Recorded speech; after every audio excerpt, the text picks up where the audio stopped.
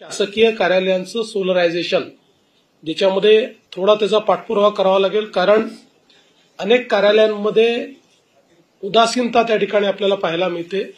ज्या वेगानं काम करायला पाहिजे ते होताना दिसत नाही. तर ते आपल्याला डिसेंबर 25 पर्यंत पूर्ण करायचं आहे. आणि दुसरं, आपण नवीन योजना तयार करतो आहोत. प्रधानमंत्री सूर्यघर योजना ही अतिशय यशस्वी योजना आहे.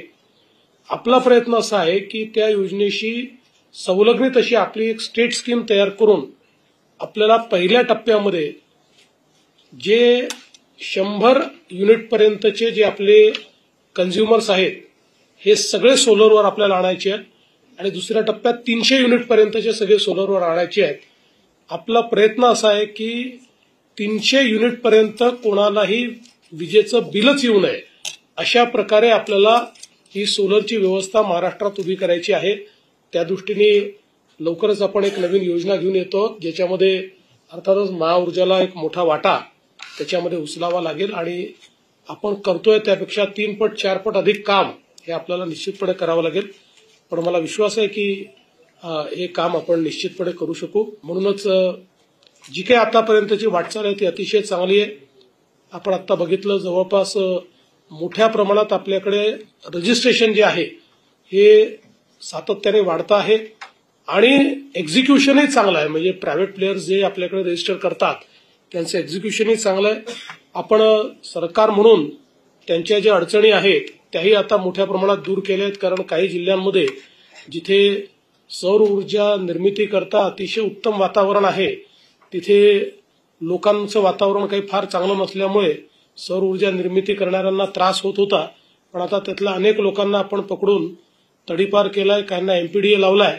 त्याच्यामुळे आता हे काम अतिशय वेगाने सुरू झालेलं आहे आणि कुठल्याच त्या ठिकाणी गुंतवणूकदाराला त्रास होणार नाही अशा प्रकारचा आपला प्रयत्न आहे. त्यामुळे तेही काम अत्यंत वेगाने पूर्ण होईल आणि वेगवेगळे जे आपले स्रोत आहेत त्या ठिकाणी विंड असेल, सोलर असेल, आपण हायड्रोजन वर वर्किंग आपलं चालू झालेलं आहे आणि पंप स्टोरेज असतील, या सगळ्या वेगवेगळ्या पद्धतीतून आपण या संपूर्ण अपारंपरिक ऊर्जा स्रोत या विषयात अतिशय चांगलं काम करतोय. आणि आता नुकतंच आपण रशियाच्या शासकीय कंपनीसोबत एक करार केलेला आहे आणि त्यातनं आपण थोरियमपासनं एनर्जी तयार करण्याकरता जे मॉड्युलर स्मॉल रिएक्टर्स आहेत ते तयार करायचे अशा प्रकारचा एक करार केलाय.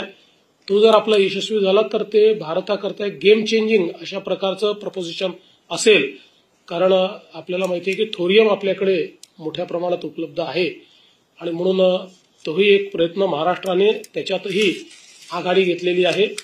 तर मला असं वाटतं की एकूणच या सगळ्या कामांमुळे आपल्या पर्यावरणाचा जो काही विनाश आहे तो आपल्याला थांबवता येईल आणि सगळ्यात महत्वाचं, आपल्या प्रधानमंत्र्यांनी जे टार्गेट आपल्याला सगळ्यांना दिलं होतं की 2030 सालापर्यंत 50% आपली वीज ही अपारंपरिक ऊर्जा स्रोतातून आली पाहिजे. महाराष्ट्रामध्ये आपल्या प्रयत्नातून किमान 52% वीज ही अपारंपरिक ऊर्जा स्रोतातून 2030 पर्यंत येईल आणि अजून प्रयत्न केला तर 60% देखील आपल्याला जाता येईल.